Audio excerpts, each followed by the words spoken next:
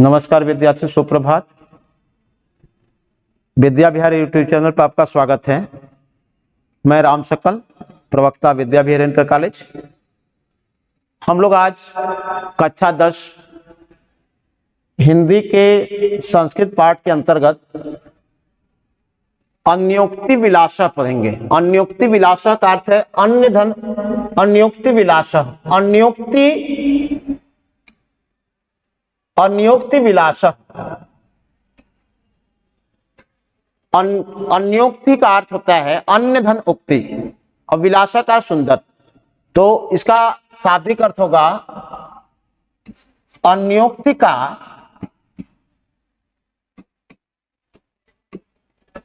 अन्योक्ति की सुंदरता।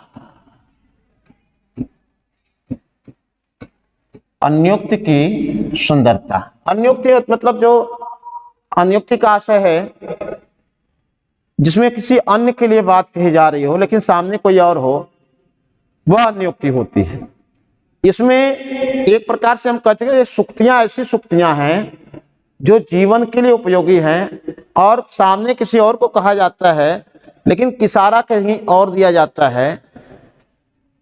सामने किसी और को शिक्षा बातें कही जाती हैं लेकिन शिक्षा पूरे समाज को के लिए दी जाती है।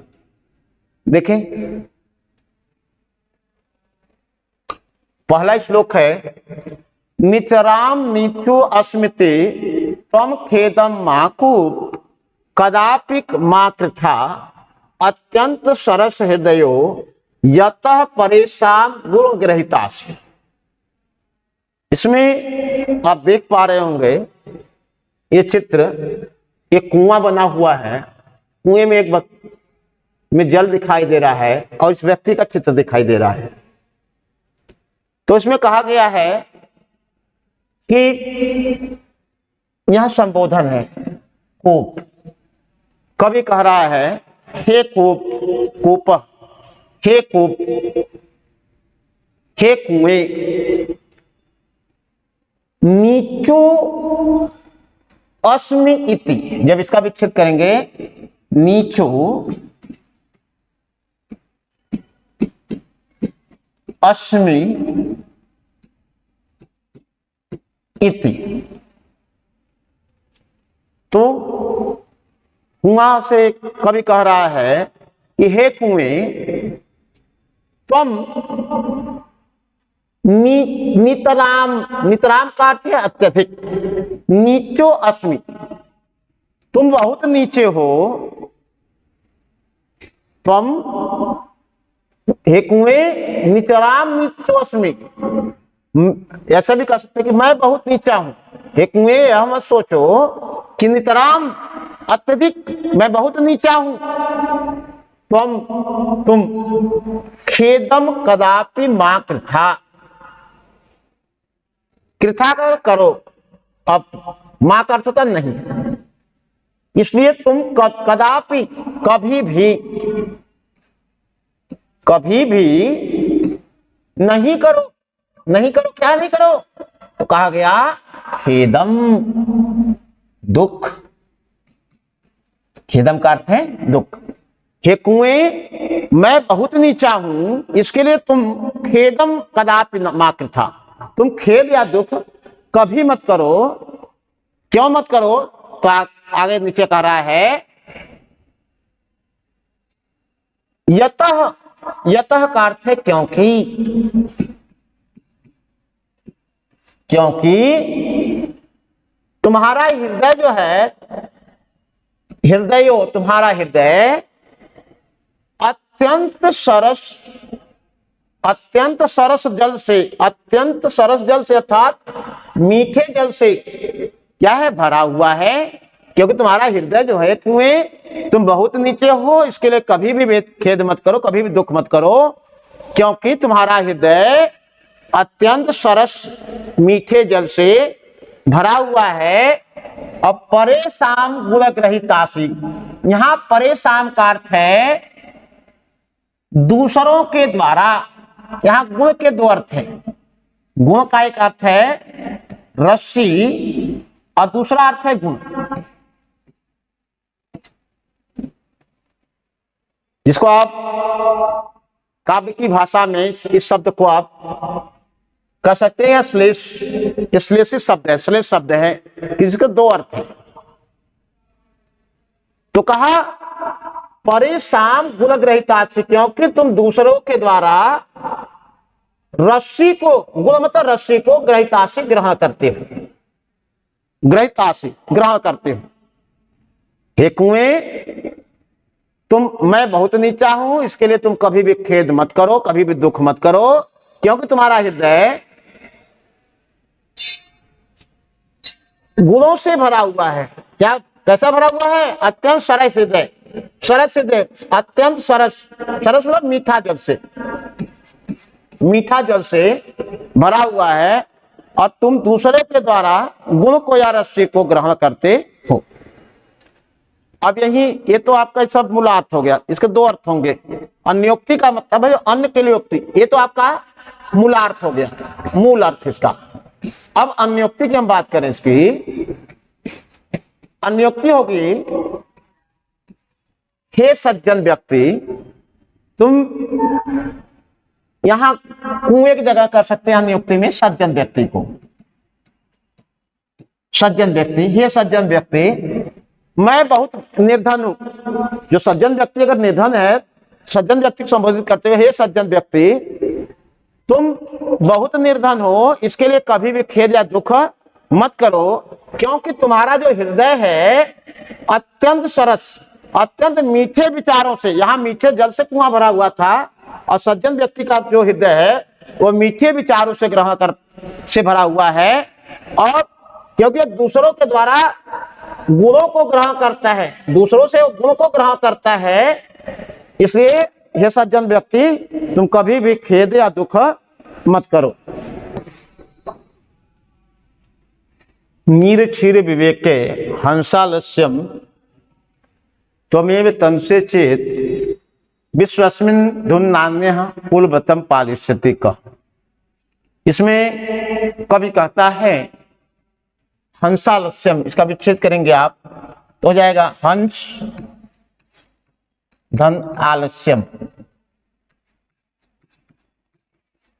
हंसालस्यम, और इसका विच्छेद करेंगे आप, इसका हो जाएगा विश्व, विश्वास्मिन्, विश्वधन अस्मिन् धन अधुना धन अन्य, इसका विच्छेद होगा। तो कवि कहता है हे हंस, इस हंस को संबोधित करते हुए कहता है कि हे हंस, नीर क्षीर विवेके चेत, चेत का अर्थ होता है यदि, यदि नीर क्षीर विवेके, नीर का अर्थ होता है जल और क्षीर का अर्थ है दूध, यदि जल और दूध को नीर क्षीर विवेके अलग करने में आलस्यम त्वमेव तंसे चेत, त्वमेव तंसे, यदि तुम ही करोगे, यदि, कभी हंस को संबोधित करते हुए कहता है कि हे हंस, यदि नीर क्षीर विवेके, नीर क्षीर अर्थात जल और दूध को अलग करने में तुम ही आलस्य करोगे, त्वमेव तंसे, तंसे का अर्थ करोगे, ये तुम ही आलस्य करोगे, तो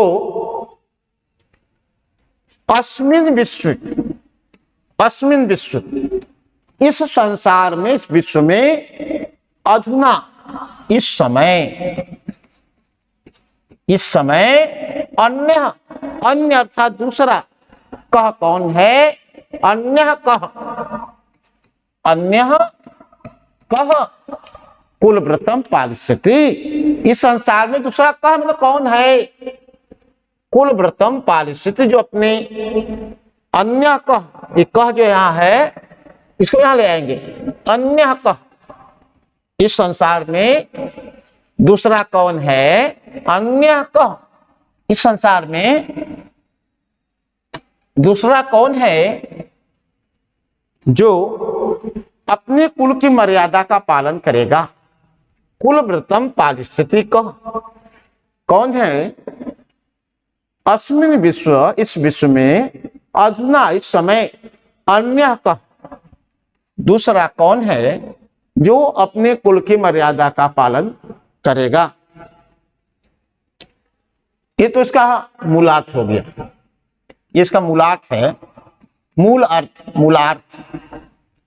अब अन्योक्ति करते हैं, पाठ का नाम ही है, शीर्षक इसका अन्योक्ति विलास। तो यहाँ न्यायी व्यक्ति के बारे में कहा जा रहा है कि कभी न्यायी व्यक्ति से कह रहा है, हंस की जगह हम न्यायी व्यक्ति को ले आएंगे।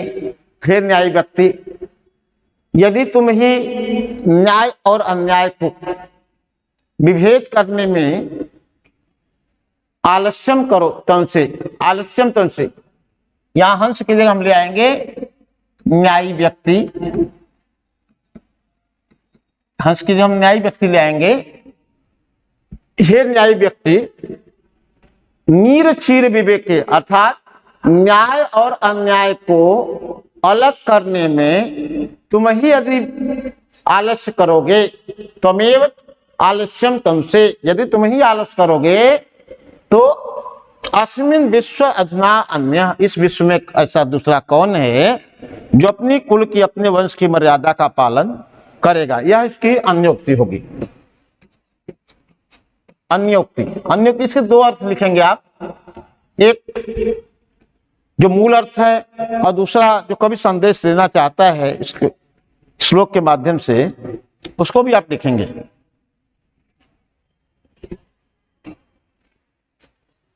यहां आप इस कोयल को देख पा रहे हैं। इस कोयल को शिक्षा देते हुए कवि कहता है, कोकिल यापै दिवसान तावत बेसान करील विटपेशु यावन मिलद निमालह को अपि रसालह समुल्लस्ति।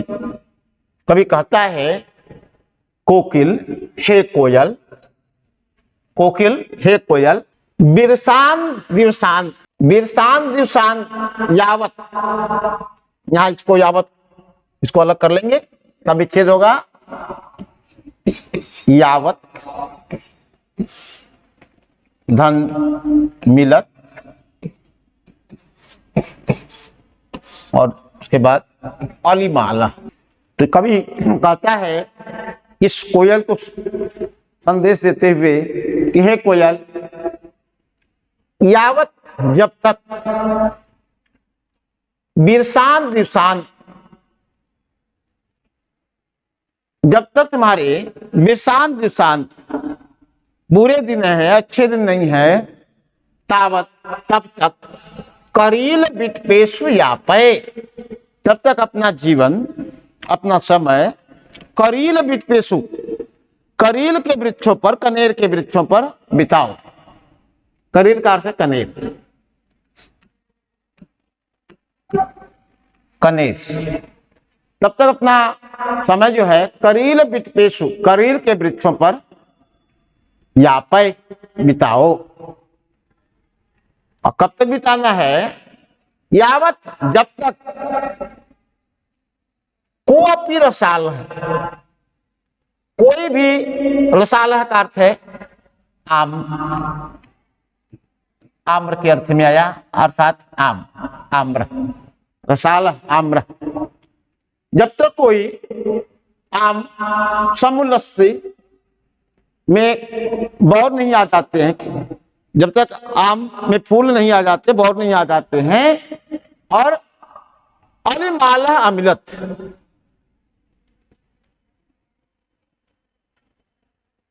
और उस पर भौरों का समूह दिखाई नहीं देता है, तब तक अपना जीवन जो है करील के वृक्षों पर बिताओ। इसमें यह संदेश दिया गया है कोयल को कि हे कोयल, जब तक तुम्हारे बिरसान दिवसान अच्छे दिन नहीं है, तब तक करील के वृक्षों बिताओ। ये तब तक बिताना है जब तक कोई भी आम का पुष्प गुच्छ खिल नहीं जाता है और उस पर भौरों का समूह दिखाई नहीं देता है, तब तक अपना जीवन करील के वृक्षों पर बिताओ। और यह संदेश उस विद्वान और निर्धन व्यक्ति को दिया जा रहा है। असल में जो अन्योक्ति, ये तो उसका मूलार्थ था। अब अन्योक्ति देखें तो अन्योक्ति में कहा गया है, अन्योक्ति से जो शिक्षाएं हैं, अन्य के लिए जो उक्ति है, वो ये कहा जा रहा है कि हे कोयल, अर्थात हे विद्वान निर्धन व्यक्ति, हे विद्वान निर्धन व्यक्ति, जब तक तुम्हारे अच्छे दिन नहीं आ जाते हैं, तब तक अपना समय किसी प्रकार व्यतीत करो। यही संदेश इसमें, यापय दिवसान बिरसान, जब तक तुम्हारे बिरसान दिन है, अर्थात अच्छे दिन नहीं है, तब तक तुम करील के वृक्ष अर्थात किसी प्रकार अपना जीवन बिताओ, और तब तक बिताओ जब तक तुम्हारे अच्छे दिन आ नहीं जाते, अर्थात तुम धनी या धनवान नहीं हो जाते।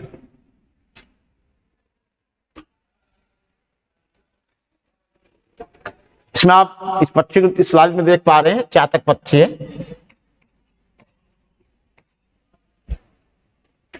तो इससे कवि कह रहा है, रे रे चातक सावधान मनसा मित्र छलम श्रूयताम,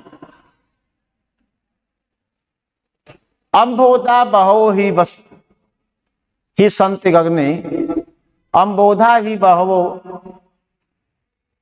सही कर लीजिए, वसंती गगने सर्वे अपि नैतादृशाः केचित् वृष्टिभिः आर्द्रयन्ति वसुधाम गर्जन्ति केचित् वृथा, यम यम पश्यति तस्य तस्य पुरतो महाब्रूहि दीनम वचः।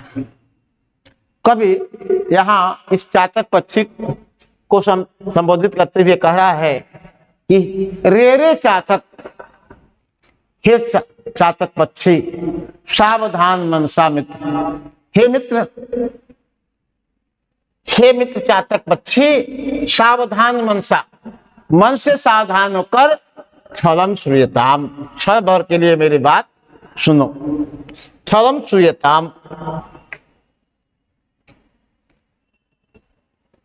अम्बोधा बहो वसंती गगने, अम्बोधा बहो ही वसंती गगने ही, क्योंकि गगनी आकाश में, बहो अम्बोधा वसंती, बहुत सारे बादल रहते हैं। गगनी आकाश में, बहो अम्बोधा वसंती, क्योंकि आकाश में बहुत सारे बादल रहते हैं। सर्वे अपि नैतादृशा, लेकिन सभी, सर्वे अपि न धन एतादृशा, लेकिन सभी एक समान नहीं है। कब कैसे एक समान नहीं है? तो आगे कह रहा कभी, केचित् वृष्टिभिः आर्द्रयन्ति, केचित् वृष्टिभिः धन आर्द्रयन्ति, केचित् कुछ, वृष्टिभिः वसुधाम आर्द्रयन्ति, वृष्टिभिः मतलब केचित् कुछ, वृष्टिभिः मतलब वर्षा के द्वारा, वसुधाम पृथ्वी को आर्द्रयन्ति गीला कर देते हैं। कुछ वर्षा के द्वारा पृथ्वी को, कुछ वृष्टि वर्षा के द्वारा वसुधाम पृथ्वी को आर्द्रयन्ति गीला कर देते हैं। गर्जंत केचित् वृथा, अर्थात कुछ व्यर्थ ही गरजते रहते हैं। कुछ जो है वर्षा के द्वारा पृथ्वी को गीला कर देता, अर्थात बरस करते पृथ्वी को भिगो देते हैं। और केचित् कुछ वृथा गर्जन्ति, कुछ व्यर्थ ही गरजते रहते हैं। यम यम पश्यसि तस्य तस्य पुरतो मां ब्रूहि दीनम वचः। यम यम पश्यति, ऐसा इसलिए जिस बादल को आप देखते हो, तस्य तस्य पुरतो, पुरतो मतलब सामने, पुरुषों का आशय है सामने, उसके सामने, मां अर्थात नहीं, ब्रूहि दीनम वचः, उसके सामने दीन वचन मत बोलो, नहीं बोलो। क्या नहीं बोलो? मां ब्रूहि नहीं बोलो, क्या नहीं बोलो? दीनम वचः, उसके सामने दीन वचन मत बोलो। तो यहाँ कवि ने कहा कि हे चातक, हे सातक मित्र, सावधान होकर मन से सुनो। अब कितने देर के लिए? छलम श्वेताम, छल भर के लिए सुनो। अम्बोधा गगने वसंती बहो, अम्बोधा बहो वसंती गगने, क्योंकि गगने बहो अम्बोधा वसंती। अम्बोधा का अर्थ है बादल। आकाश में बहुत सारे बादल है, सर्वे अपनी नैता दिशा, लेकिन सभी एक समान नहीं है। केचित वृष्टि भी आर्दयंती वसुधाम, केचित वृष्टि भी, कुछ जो है वसुधाम वृष्टि भी आर्दयंती, पृथ्वी को वृष्टि भी वर्षा के द्वारा गीला कर देते हैं। केचित गर्जंती केचित वृथा, केचित वृथा गर्जंती, कुछ व्यर्थ ही गरजते रहते हैं। इसलिए जिस चीज को देखते हो उसके सामने दीन वचन मत बोलो। इसमें जो याचक को संदेश दिया गया है, यहाँ तो याचक को दिया गया, ये आपका मूलार्थ है। चातक क्या है? इसका मूलार्थ है। जबकि अन्योक्ति जो होगा, अन्योक्ति होगा, ये चातक के लिए नहीं होगा, वो याचक के लिए होगा। अन्योक्ति याचक के लिए होगा। याचक के सामने अन्योक्ति करते हुए आप कहेंगे, हे याचक, हे मांगने वाले सज्जन व्यक्ति, हे सज्जन व्यक्ति मित्र, सावधान होकर मन से सुनो। और कैसे सुनो? छलम श्वेताम, छल भर के लिए मेरी बात सुनो। आकाश में बहुत सारे बादल है, तो आप यहाँ कर लेंगे, इस संसार में बहुत सारे लोग निवास करते हैं, सर्वे अपनी नैता दिशा, लेकिन सभी एक समान नहीं होते हैं। कुछ लोग याचकों की मदद करते हैं, याचकों को देते हैं, और केचित वृजंती कथा, और कुछ जो है व्यर्थ की बातें करते हैं, अर्थात याचकों को कुछ देते नहीं है। इसलिए जिस चीज को देखते हो उसके सामने याचना के दीन वचन मत बोलो। इसे उसके सामने याचना के दीन वचन मत बोलो। ये आपका अन्योक्ति होगी। कहने का आशय है कि गरीब व्यक्ति सबके सामने दीन वचन न बोले, क्योंकि सभी लोग मदद करने वाले नहीं है। संसार में कुछ लोग हैं जो मदद करते हैं, जैसे बादल, कुछ बादल बरसते हैं, सब बाकी निकल जाते हैं, वैसे ही संसार में कुछ लोग मदद करते हैं, सारे लोग मदद नहीं करते। अगला श्लोक आप देखिए। न वै ताड़नात् तापनात् वहीन मध्ये, न वै विक्रयात्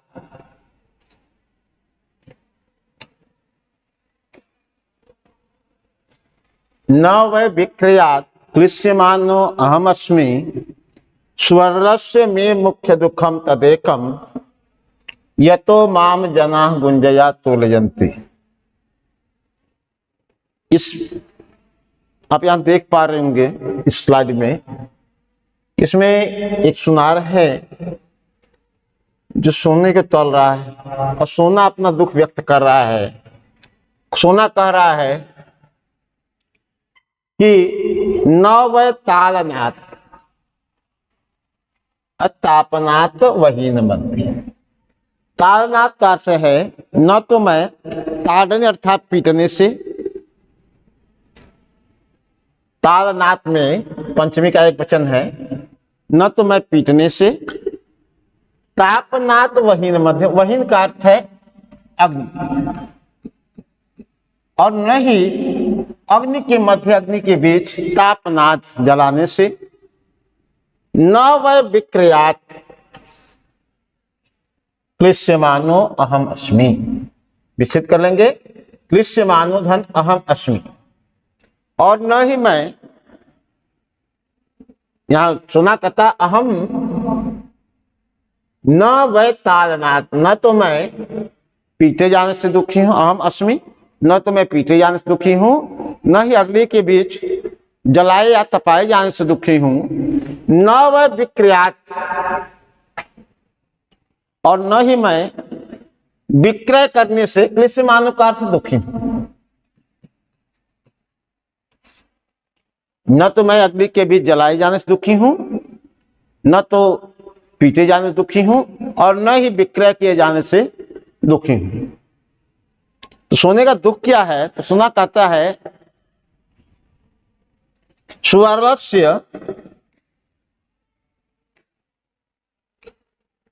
सुवर्णस्य मे दुखम तदेकम, तदेकम तद धन एकम, तत् धन एकम, तत् धन एकम तदेकम। स्वरस में दुखम तदेकम, सोना कहता है कि मैं दुखम, मैं मुख्य दुखम, मेरा मुख्य दुख, तद एकम वह एक है, यतो, यतो अर्थात यतो ही क्योंकि जनाः माम गुंजया तोलयन्ति, जनाः लोग माम मुझे, गुंजया तोलयन्ति, गुंजे से तोलते अर्थात रत्ती से तोलते हैं। आप कभी सुनार के यहाँ जाते होंगे, आपको कहता है कि इतने भरी है, इतने रत्ती सोना है, तो सोने के को तोलने के बाद पैमाना जो बड़ा छोटा है, उसी को यहाँ गुंजा कहा गया या रत्ती कहा गया है, गुंजा या रत्ती। तो सोने को दुख, मुख्य दुख वह एक है कि जना लोग माम गुंजया तुल्यंती, क्योंकि लोग मुझे गुंजया अर्थात रत्ती से, रत्ती से, मासा से और तोला, इन छोटे छोटे पैमानों से तोलते हैं। यह सोना को सबसे बड़ा दुख है। ये तो हो गया इसका मूलार्थ। मूल अर्थ, जो शब्द का मूल अर्थ है कि सोना कहता है कि न तो मैं पीटे जाने से ही, न ही अग्नि के बीच तपाए जाने से या जलाए जाने से, और न ही विक्रय किए जाने से मैं दुखी हूं। मेरा दुख, वह मुख्य दुख वह एक है कि लोग मुझे गुंजा या रत्ती, मासा या तोला से तोलते हैं, यह मुझे सबसे बड़ा दुख है। और जब इसका अन्योक्ति आप करेंगे, अन्योक्ति करेंगे, तो जो सोने की जगह या अन्योक्ति में वह हो जाएगा आपका स्वाभिमानी व्यक्ति। स्वाभिमानी व्यक्ति जो सज्जन है और स्वाभिमानी है, वह कहता है जब आप इसका अन्योक्ति करेंगे कि न तो मैं तारानाथ प्रताड़ित किए जाने से, न ही अग्नि के बीच जलाए जाने से अर्थात लोगों द्वारा कुछ कहे जाने से, और न ही मेरी जब किसी से तुलना की जाती है, और न ही विक्रयात, लोग मुझे भला बुरा कहें, कुछ भी कहें, उससे मुझे कोई दुख नहीं है। लेकिन मेरी तुलना, जब कोई मुख्य दुख, मेरा वह मुख्य दुख हुआ एक है कि जना लोग माम गुंजिया, तो मेरी तुलना नीच व्यक्तियों से करते हैं, तो यह तब मुझे दुख होता है। अन्य मुझे कोई दुख नहीं है कि वह मुझे प्रताड़ित करते हैं, दुखी करते हैं, या किसी अन्य प्रकार का कष्ट पहुंचाते, इससे मुझे कोई दुख नहीं है। मेरा दुख तो वह एक है, वह मुख्य एक है कि लोग मेरी तुलना गुंजा अर्थात तुच्छ लोगों से करते हैं, यह मुझे सबसे बड़ा दुख है।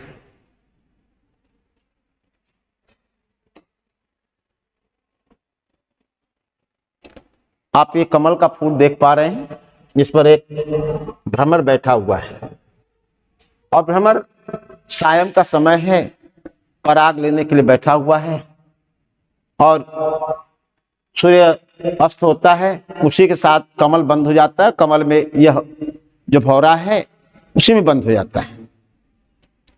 तो कवि कहता है, रात्रि गमिष्यति भविष्यति सुप्रभातम, भाष्वानुदेश्यति हसिष्यति पंकजाली, इथम विचित्यन्ति कुश गते द्विरेफे, हा हंत हंत नलिनीम गज उज्जहार।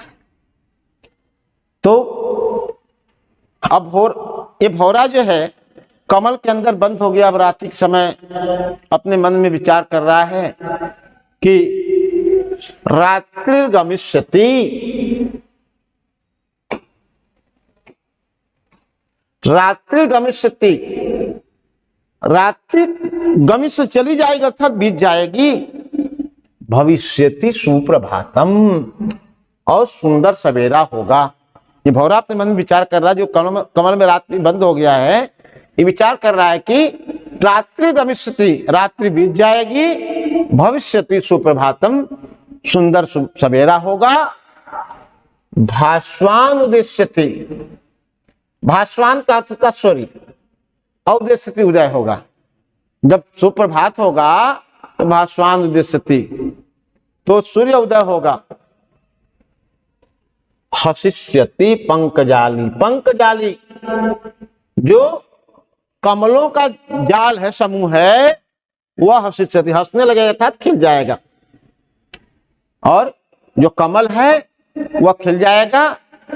इत्थम विचित्यन्ति उस गति द्विरेफे, ऐसा विचार, ऐसा मन में विचार अपने कोश गति अर्थात इस कमल के अंदर, जो इस कोश, कमल के कोश में बंद भौरा है, अपने मन में विचार कर रहा है कि रात्रि बीत जाएगी, सुंदर सवेरा होगा और कमल खिल जाएगा। उसके पहले सूर्य उदय होगा, तब कमल खिल जाएगा। तो रात्रि बीत जाएगी, सुंदर सवेरा होगा, सूर्य उदय होगा और कमलों का समूह जो है खिल जाएगा। ऐसा विचार इस कमल के अंदर भौरा कर रहा है। हा हंस, हंस, हाय दुख है कि दुख है। उसी तालाब में जिसमें कमल खिला हुआ है, उसी तालाब में रात्रि के समय ही गज, एक हाथी आ जाता है और नलिनी, उस कमलिनी को जिसमें ये भौरा बंद है, उसको उखाड़ देता है, उज्जहार उखाड़ देता है। हा हंत हंत नलिनी में गज उज्जहार, ये भौरा रात्रि में आता है और रात्रि में बंद है भौरा, और रात्रि के समय वहां एक हाथी आ जाता है उसी तालाब में नहाने के लिए, और वो आता है और कमल को उखाड़ करके फेंक देता है। अर्थात ये इसका मूलार्थ है, इसका मूलार्थ था ये। जब इसकी अनुक्ति आप करेंगे, जो इस पाठ की सार्थकता को बताता है, इसकी जो शिक्षा क्या है, तो जब भौरा देख रहे हैं, ये भौरा न होकर एक प्राणी की ओर संकेत किया गया है। एक प्राणी जो मनुष्य है, ये उसके लिए, उसको सचेत करते हुए कहा गया है कि जब मनुष्य रूपी प्राणी इस संसार में आता है, तो संसार के मोह माया के बंधन में वह ढक जाता है और अपने मन में संसार में विचार करता है कि रात्रि बीत जाएगी, जो दुख का दिन है, रात्रि अर्थात जो दुख का दिन है, बीत जाएगा। भविष्यति सुप्रभातम, सुख का सवेरा होगा। भास्वान उदिष्यति, सुख मैं प्राप्त करूंगा।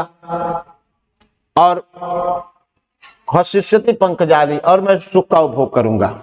ऐसा मनुष्य विचार करता है कि दुख के दिन बीत जाएंगे, सुख का दिन आएगा, मैं सुख को प्राप्त करूंगा और मैं सुख का उपभोग करूंगा। ऐसा इस संसार में आया हुआ ये जो प्राणी है, भौरा रूपी प्राणी में जो मनुष्य है, ऐसा विचार कर रहा है। तभी इथम विचित्यन्ति कोशगति, इस संसार में आया हुआ, इस कोशगति अर्थात इस संसार में आया हुआ मनुष्य ऐसा विचार करता है। हा हंत हंत, हाय दुख है, दुख है कि गज, यहाँ गज जो है, हाथी जो है, वह मृत्यु का पर्याय है। और यहाँ अब मृत्यु आती है और उस कमल को ही, संसार को ही उसको उखाड़ करके फेंक देती है, और अर्थात व्यक्ति काल के गाल में, मृत्यु के गोद में चला जाता है। तो कहने का आशय है कि हमें आकर के हम जो बार बार आने का क्रम है हमारा, आना और संसार से जाना, व्यक्ति आता है मोह माया में फंसा रहता है, न फंस करके वह मूल चीजों को याद रखे। यही इसका संदेश है।